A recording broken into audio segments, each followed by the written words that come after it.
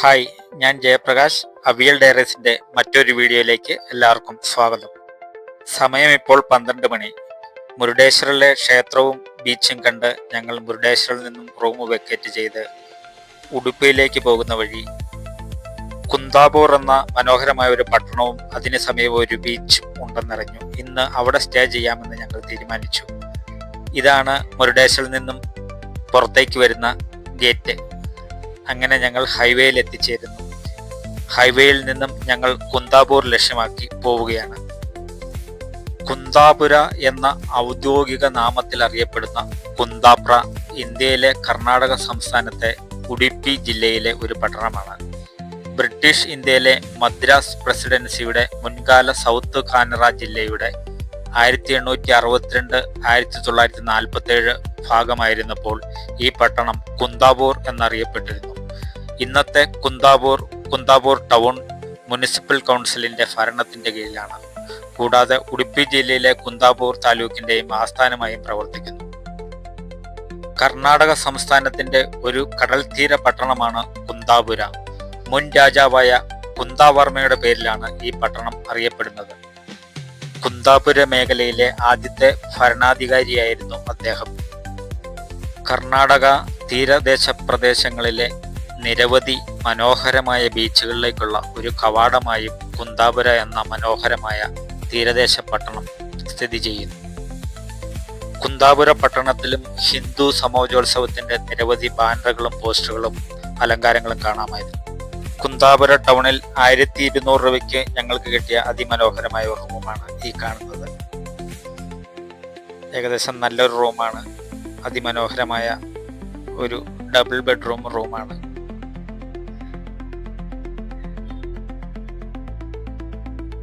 ഇതിന്റെ ഉള്ളിലെ വാഷ്റൂമും മറ്റു കാഴ്ചകളുമാണിത്.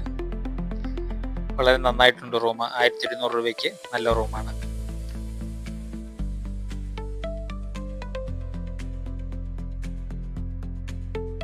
സമയം ഏകദേശം 5 മണിയോട് അടുക്കുന്നു. ഞങ്ങൾ റൂം പൂട്ടി റൂമിൽ നിന്നും ഇവിടെ അടുത്ത് കോടി ബീച്ച് എന്ന് പറയുന്ന ഒരു ബീച്ചുണ്ട്. ആ ബീച്ച് കാണുന്നതിന് വേണ്ടി പോകുവാൻ തീരുമാനിച്ചു. ഇതിന് പുറമെ മറവന്ത ബീച്ചും ഒട്ടിനൻ ബീച്ചും എല്ലാം ഈ കുന്താപുരയ്ക്ക് അടുത്ത് തന്നെ ഉള്ളതാണ്. ഞങ്ങൾ പോകുന്നത് കോടി ബീച്ചിലേക്കാണ്. കോടി ബീച്ചിൽ അതിമനോഹരമായ കാഴ്ചകളാണ്. വേറെ ആരും തന്നെ ഇല്ല, ഞങ്ങൾ മാത്രമേ ഉള്ളൂ ഈ ബീച്ചിൽ. അതിസുന്ദരമായ ബീച്ച് കാഴ്ചകളിലും ബീച്ചിലൂടെയുള്ള ഓട്ടങ്ങളെല്ലാം ഞങ്ങൾ നടത്തിക്കൊണ്ട് ആസ്വദിക്കുകയാണ്.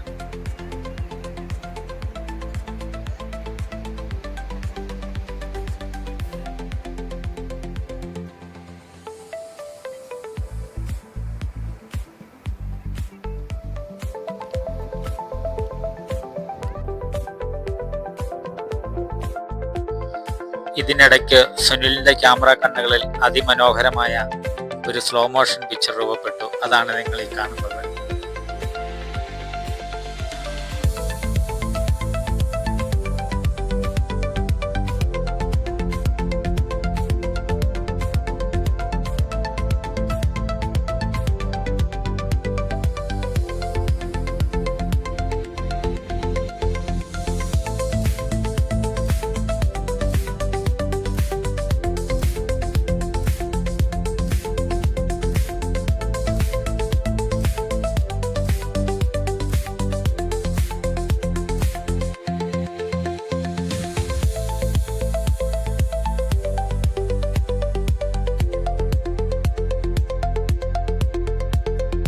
കോടി ബീച്ചിന്റെ അതിമനോഹരമായ വീഡിയോകളും ഫോട്ടോകളും ഞങ്ങളുടെ ക്യാമറ കണ്ണുകളിൽ ഒപ്പിയെടുക്കുകയാണ്.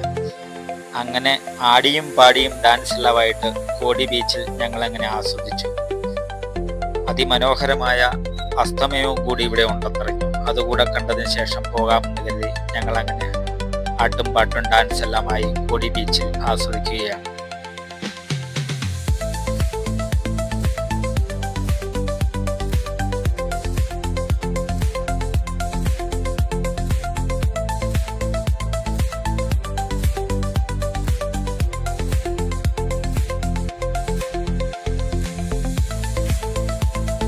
അകലെ കണ്ണത്താ ദൂരത്ത് സൂര്യൻ കടലിലേക്ക് കുളിക്കുവാൻ വേണ്ടിയിട്ട് റെഡിയായിട്ട് നിൽക്കുകയാണ്. കുറച്ച് കഴിയുമ്പോഴത്തേക്ക് കടലിനകത്തേക്ക് കുളിക്കാൻ എത്തിച്ചാടും.